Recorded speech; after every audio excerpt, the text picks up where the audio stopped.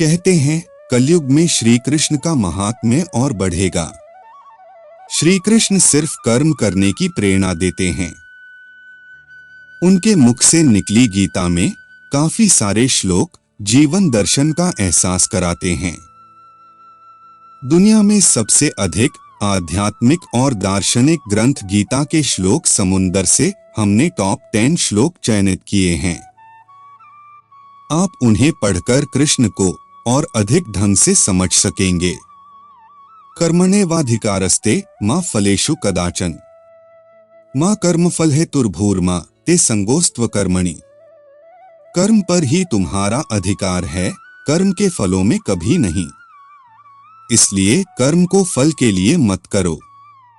कर्म करने में ही तेरा अधिकार है, फलों में कभी नहीं। अतः तू कर्मफल का हेतु भी मत बन और तेरी अकर्मण्यता में भी आसक्ति न हो। हतो वा प्राप्यसि स्वर्गम जित्वा वा भोक्ष्यसे महिम। तस्मात् उत्तिष्ठ कौन्तेय युद्धाय कृत निश्चयः। यदि तुम युद्ध में वीरगति को प्राप्त होते हो तो तुम्हें स्वर्ग मिलेगा, और यदि विजयी होते हो तो धरती का सुख पा जाओगे। इसलिए उठो हे कौन्तेय और निश्चय करके युद्ध करो। ध्यायतो विषयान् पुंसः संगस्तेषुपजायते। संगात् संजायते कामः कामात् क्रोधोऽभिजायते। विषय वस्तुओं के बारे में सोचते रहने से मनुष्य को उनसे आसक्ति हो जाती है। इससे उनमें कामना यानी इच्छा पैदा होती है और कामनाओं में विघ्न आने से क्रोध की उत्पत्ति होती है। इसलिए कोशिश करें कि विषयाशक्ति से दूर रहते हुए कर्म में लीन रहा जाए। क्रोधात् भवति सम्मोहः सम्मोहात् स्मृति विभ्रमः। स्मृतिभ्रंशात् बुद्धिनाशो बुद्धिनाशात् प्रणश्यति। क्रोध से मनुष्य की मति बुद्धि मारी जाती है, यानी मूढ़ हो जाती है, कुंद हो जाती है। इससे स्मृति भ्रमित हो जाती है। स्मृति भ्रम हो जाने से मनुष्य की बुद्धि नष्ट हो जाती है और बुद्धि का नाश हो जाने पर मनुष्य खुद अपना ही नाश कर बैठता है। यद्यदाचरति श्रेष्ठस्तत्तदेवेतरो जनः स यत् प्रमाणम कुरुते लोकस्तदनुवर्तते।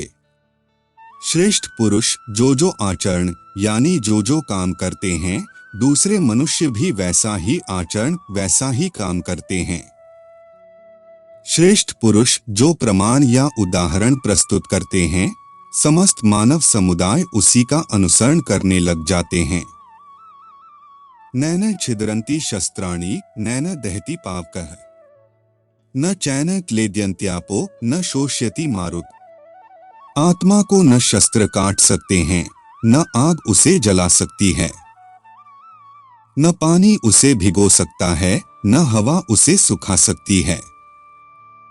यहाँ श्री कृष्ण ने आत्मा के अजर अमर और शाश्वत होने की बात की है।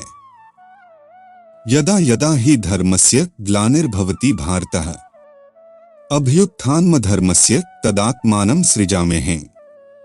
हे भारत, जब जब धर्म की हानि यानी उसका क्षय होता है और अधर्म में वृद्धि होती है, तब तब मैं श्री कृष्ण धर्म के अभ्युत्थान के लिए स्वयं की रचना करता हूँ, अर्थात अवतार लेता हूँ। परित्राणाय साधूनां विनाशाय च दुष्कृतां धर्म संस्थापनार्थाय संभवामि युगे युगे। सीधे साधे सरल पुरुषों के कल्याण के लिए और दुष्कर्मियों के विनाश के लिए, धर्म की स्थापना के लिए मैं युगों युगों से प्रत्येक युग में जन्म लेता आया हूँ।